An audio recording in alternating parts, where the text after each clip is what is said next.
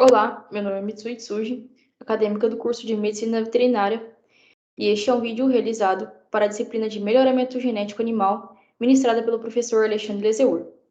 Neste vídeo, abordaremos os temas de mutação genética, seleção, balança entre mutação e seleção e alguns exemplos de mutação. Mutação. A mutação nada mais é do que uma alteração de material genético, e ela pode ocorrer de forma súbita ou induzida pelo ambiente e ser transmitida aos seus descendentes. Nessa alteração, pode ocorrer uma criação de um novo alelo ou a mudança de um alelo já existente. A mutação pode gerar características que selecionem um indivíduo dentro de um processo evolucionário. Dessa forma, podemos diferenciar a mutação de acordo com a ocorrência do evento. Mutação não recorrente e mutação recorrente.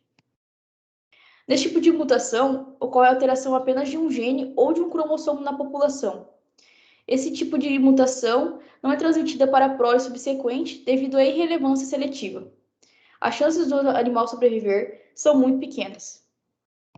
Já na mutação recorrente, como o próprio nome sugere, ela ocorre de forma de eventos mutacionais repetidos que causem alteração em número expressivo da população, fazendo com que esse gene apareça com uma certa frequência. De forma geral, as mutações são reversíveis. Elas podem ocorrer tanto do gene dominante para o recessivo, sendo denominada de taxa U, tanto do recessivo para o dominante, sendo chamado de taxa V. O efeito de reversibilidade das mutações, elas são geralmente prejudiciais para o organismo.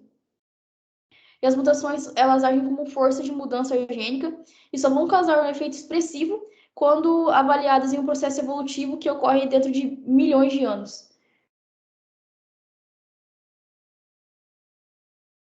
Seleção. A seleção ocorre de acordo com o tipo de genótipo superior ou que se adapta melhor às condições impostas a esse indivíduo. Para que esse genótipo seja transmitido para as gerações seguintes. Ela pode ocorrer de forma natural, onde o meio vai selecionar um indivíduo que seja melhor apto às condições dadas a ele, ou de forma artificial, onde ocorre a seleção do indivíduo de acordo com as suas características fenotípicas ou produtivas. Essa seleção pode ocorrer contra ou a favor do gene recessivo. Existe um balanço entre a mutação e a seleção. A mutação, a gente diz que ela é mais efetiva em aumentar a frequência quando o gene é raro. E já a seleção, ela é menos efetiva quando o gene é raro. Então a gente diz que tem um equilíbrio, porque a mutação e a seleção, elas agem de formas contrárias em relação à frequência. Enquanto a mutação age de forma a se aumentar a frequência, a seleção trabalha para direcionar um genótipo, fazendo com que se reduza essa frequência. E a ocorrência em um longo período de tempo faz com que essas duas alcancem o equilíbrio. Mas quem que seleciona, quem que determina se o gene vai ou não se perpetuar para os descendentes? Quem vai determinar isso vai ser a seleção. A seleção é responsável por determinar se o gene será transmitido para os descendentes ou se permanecerá raro. Aqui eu trouxe o exemplo de um peixe, o Microgadus tonkod.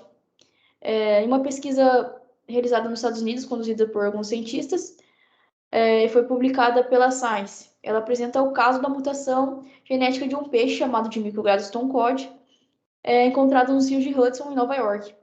Devido à alta exposição à substância poluente de bifenila policlorada, a PCB, o tonkod sofreu discretas alterações e a supressão de 6 pares de AHR2 do DNA que permitiram que esse animal seja resistente ao acúmulo do poluente.